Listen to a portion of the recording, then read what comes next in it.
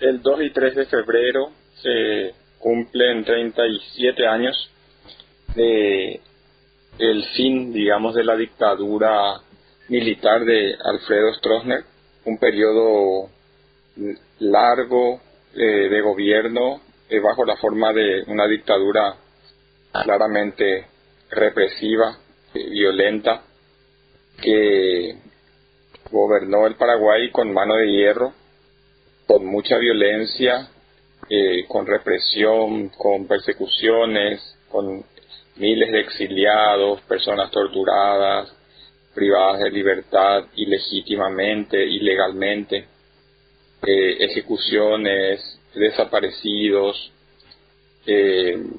bueno, una serie de violaciones de derechos humanos que enlutaron a miles de familias paraguayas y de otras personas que vivían en nuestro país, en un contexto muy complejo de la Guerra Fría en los años 60, 70, 80, donde, bueno, Alfredo Stroessner lideró la dictadura en el Paraguay.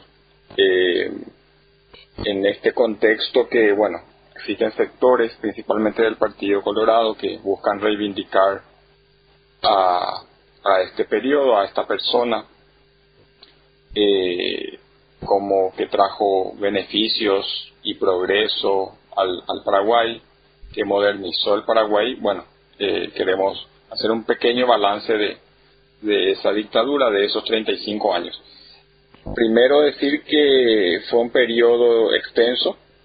35 años son hoy día 7 periodos presidenciales de 5 años, 3 décadas y media, y es un periodo en el cual otros países se han desarrollado plenamente, ¿verdad? Países asiáticos como Corea del Sur, Vietnam, China, entre otros, se han desarrollado plenamente en esos años.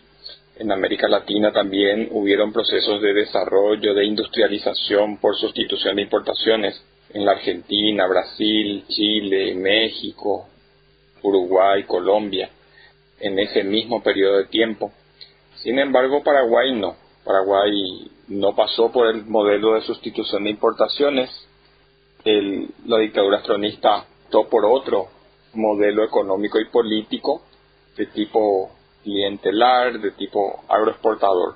Un primer aspecto fue que consolidó el estronismo en sus 35 años el modelo primario exportador, que venía de las décadas previas de los grandes latifundios. Le dio continuidad con algunos ajustes, alguna transformación modernizadora de la Revolución Verde, con la mecanización que llegó al Paraguay en los años 60.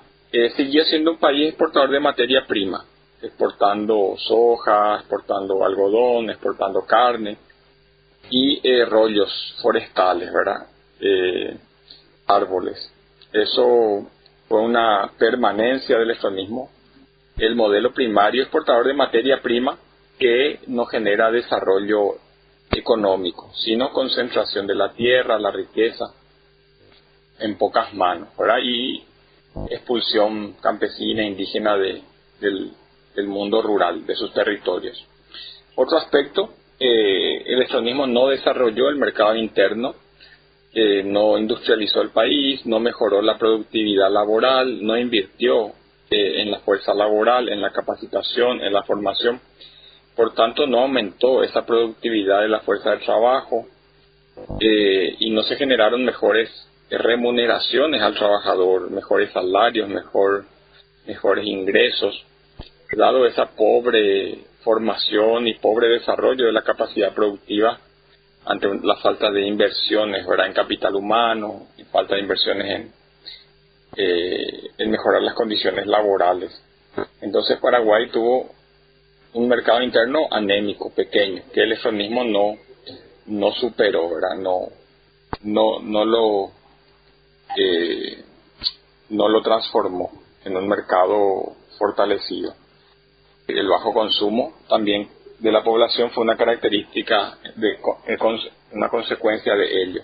Además de eso, el estronismo formó un estado de tipo clientelar, no un Estado desarrollista, no un Estado garante de derechos, no un Estado promotor del desarrollo social y económico, sino un Estado clientelar. O sea, el estronismo recibió muchos recursos externos de los Estados Unidos, del Brasil, de otros países, organismos internacionales, a cambio de su lucha anticomunista, a cambio de su sumisión, digamos, a los intereses básicamente norteamericanos en el marco de la Guerra Fría.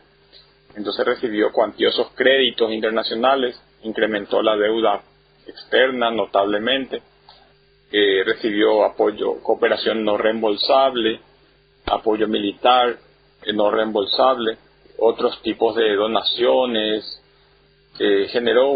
tuvo recursos con los cuales aumentó el tamaño del Estado, pero en lógica clientelar, o sea, de aumentar funcionarios públicos como apoyo político, como clientela política del dictador, del Partido Colorado, aumento de contratos con empresarios, proveedores del Estado, la patria contratista, obras para estas empresas constructoras, vialeras, que eran parte de la clientela política del gobierno. Entonces el Estado clientelar fue generando esas clientelas en un marco de mucha corrupción.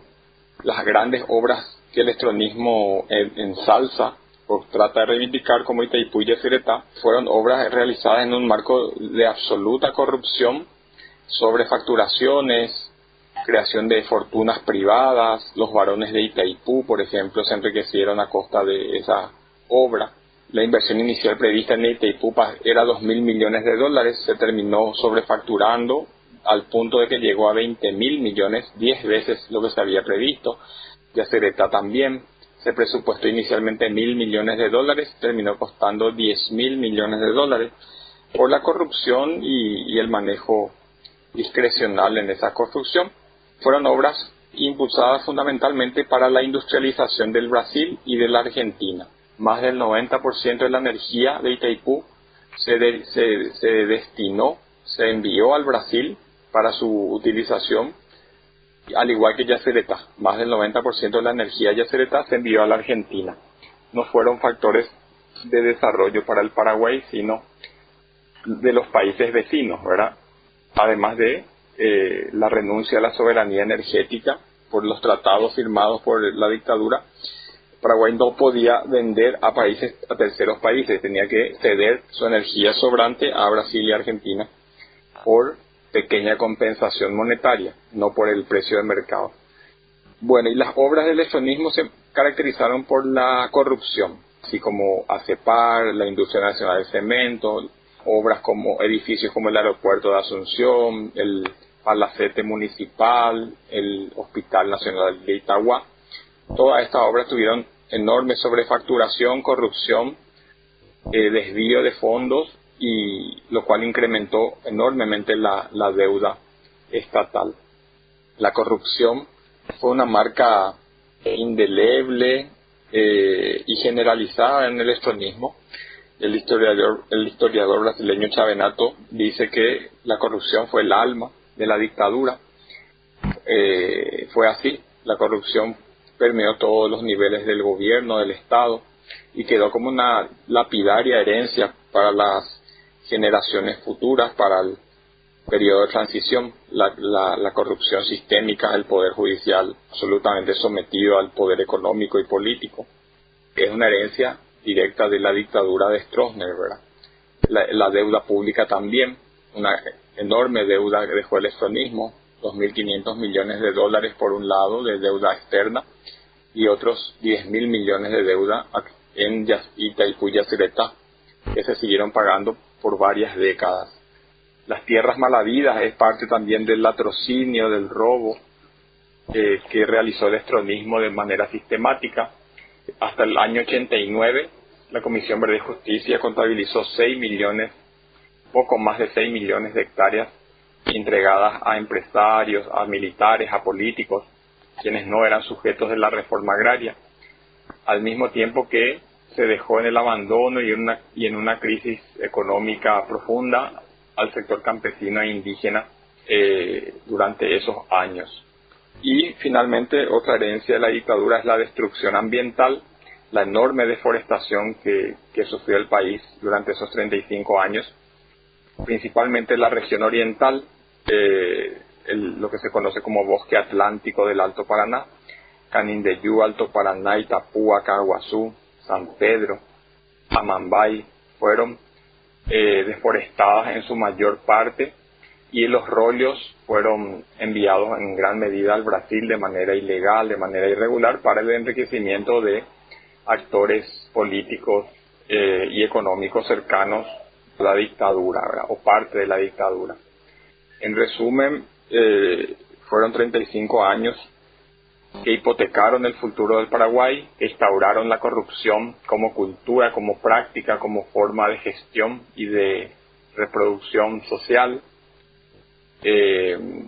con violaciones de los derechos humanos que no fueron castigadas, enjuiciadas como correspondía, y con un desarrollo económico hipotecado, un desarrollo social también hipotecado en aras de la acumulación de riquezas para una burguesía fraudulenta, para una casta política, los herederos de Stroessner, que hasta hoy gobiernan el Paraguay y están al frente de instituciones significativas, ministerios dentro de nuestro país.